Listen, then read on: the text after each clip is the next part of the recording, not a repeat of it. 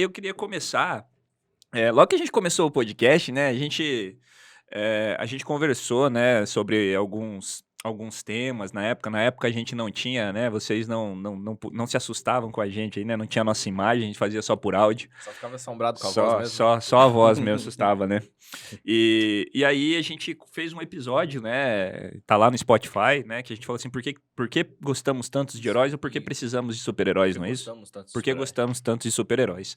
E aí queria falar um pouquinho, né, sobre isso, né, por que que vocês acham, né, na ideia na visão de vocês, assim, por que que a gente sempre tem essa necessidade de buscar, né, alguém, né, ou algo superior ou alguma coisa para poder nos justificar ou muitas vezes dizer assim, né, que a gente se apoia naquilo, usa aquilo como uma escada, usa aquilo como um mantra de vida para tentar buscar, justificar aí, vamos dizer assim, uma série de situações que a gente prescreve para nossa vida, que a gente, né, idealiza como ideal e que a gente vai atrás. Por que que você acha, menino? Por que que você acha que a gente precisa, assim, Quais são de os seus tanto de heróis? super-heróis? Eu acho que de certa forma a gente busca tanto olhar para os super-heróis que a gente tenta arranjar um jeito da gente ser alguém que a gente possa se espelhar, a gente possa ter o foco naquilo lá, que ele vai estar sempre do nosso lado, ele sempre vai fazer o bem, algo que a gente não vê hoje em dia na sociedade. É muito mais difícil você ver alguém fazendo o bem do que alguém querendo fazer o mal. Então acho que a gente sempre espelha esse super-herói porque a gente sempre quer algo que é bom e a gente, basicamente, no nosso dia a dia não é o nosso alcance. Eu acho que a gente acaba procurando super-heróis por causa disso. Tanto que hoje em dia são tão famosos os super-heróis. Eu acho que é um jeito diferente da gente pode ver pessoas que poderiam ser normais, só que devido a algumas características, elas são supers e fazem algo que normalmente a gente não acompanha no dia a dia. Acho que seria mais ou menos por isso que a gente é tanto ficcionado em super-herói. A gente cria herói praticamente para quase tudo.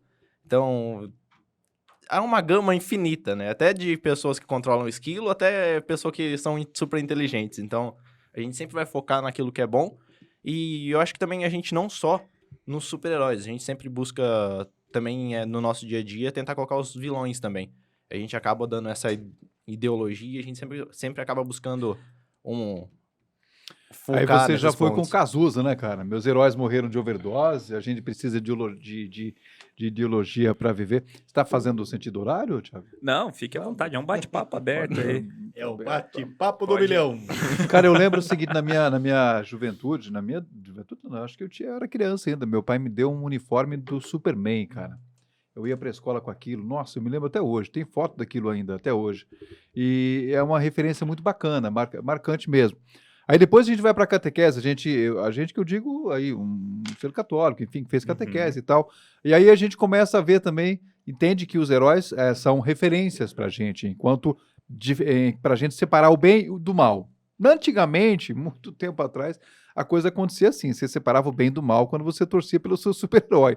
Hoje a gente assiste La Casa de Papel e torce pro bandido, né? A coisa mudou um pouco, mas antigamente era assim, que a gente acompanhava os heróis. E aí passou para a catequese, a adolescência, a juventude e tal. Hoje a gente percebe que também os santos da Igreja Católica, eles também são tidos como referência. Seriam também nossos heróis? Sim, quando você passa a estudá-los. Eu assisti São Paulo e estudo um pouco São Paulo, você percebe que também, pô, São Paulo é um cara foda, bicho, né? O que ele fez, o que São Lucas fez ali, né, para poder tentar, para o máximo que ele conseguiu, proteger Paulo enquanto apóstolo, seguidor de Cristo. Então, você vai mudando ali a característica dos seus heróis, mas mantém os heróis iniciais, os seus heróis originais, e aí você vai. Quem são os seus novos heróis? E aí, se você chega nos 40 anos, você começa a identificar: será que eu vou ser um herói para os meus, no caso, para os meus filhos? Até que ponto eu posso realmente ser uma pessoa que passa a ser referência para alguém? Para não simplesmente nascer, crescer e morrer e não deixar nenhum legado, né? Acho que passa por isso tudo. Mas, realmente, o primeiro herói com o qual eu tive contato, assim, como referência, foi quando meu pai me deu o uniforme do Superman. Um calção e uma camiseta. Isso, cara, eu tinha 9 anos de idade. memória mais remota de um super-herói. Eu particularmente penso que essa necessidade que a gente tem de ter um herói, de construir, né, uma imagem, né, que realmente represente Não algo é que uma fraqueza, signifique... né, Não, eu Thiago? acredito Não é uma também, fraqueza. também acho que não, né, César? Eu acho que, assim, na verdade, é justamente a ausência, né, disso que traz pra gente essa dificuldade. É a ausência de ter realmente essa condição, de repente essa imagem, de repente a pessoa, de repente um, é, um mecanismo, né, ali, um estereótipo, vamos dizer assim, do qual você possa se espelhar, né, do qual você possa acreditar, do qual você possa dizer, olha, né, eu quero ser como ele, né, eu quero ter aquela relação. E aí a gente faz muitas relações relacionadas a isso, né? Nem todo super-herói usa capa, né? Sim, Ainda É bem, isso que né? a gente exato. costuma Tá errado. dizer, né? E nem todo vilão tá armado, né? Exato.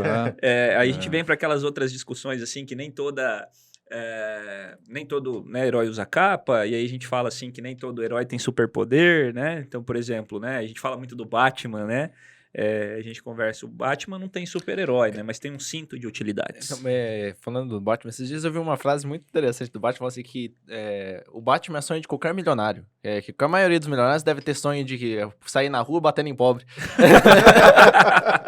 Cara, eu achei genial. Mas até o César comentou do Super-Homem, a gente vê até do jeito que ele foi escrito na história do Super-Homem. O S no peito dele é de Sim. esperança, né? Não é de esperança, é esperança. Porque, tipo, é o ideal mesmo, algo que a gente não... O ser humano mesmo nunca vai conseguir. Aquele cara que é perfeito em tudo que faz.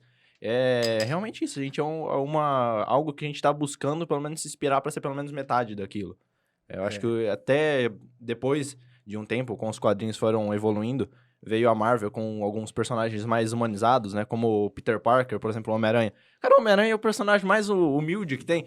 O cara se fode, a namorada dele gosta do amigo dele.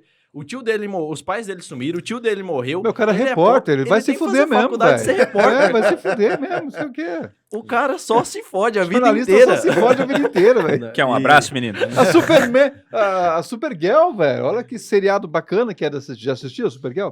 Cara, é um seriado maravilhoso de assistir. Linda ela, então tudo desenrolado aqui, tudo. Também é uma jornalista, uma repórter, só vai se fuder a vida inteira, não tem jeito.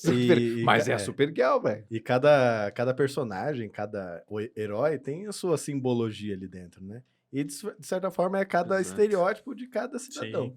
Por exemplo, o Batman, o cara rico, bem-sucedido, e ele vai, tipo, fazer justiça. Tem muitos caras que querem fazer isso, né? Como até o Ah, o Homem de Ferro, velho. Isso, o Homem de Mano, Ferro também, porra. na mesma linha. Na mesma Né? linha. Superman, o cara perfeito, sabe fazer tudo. Sei lá, daí a gente vai pra outras linhas, tipo Pantera Negra. Isso aí pros negros é o Deus, tal. Deus entre aspas, né?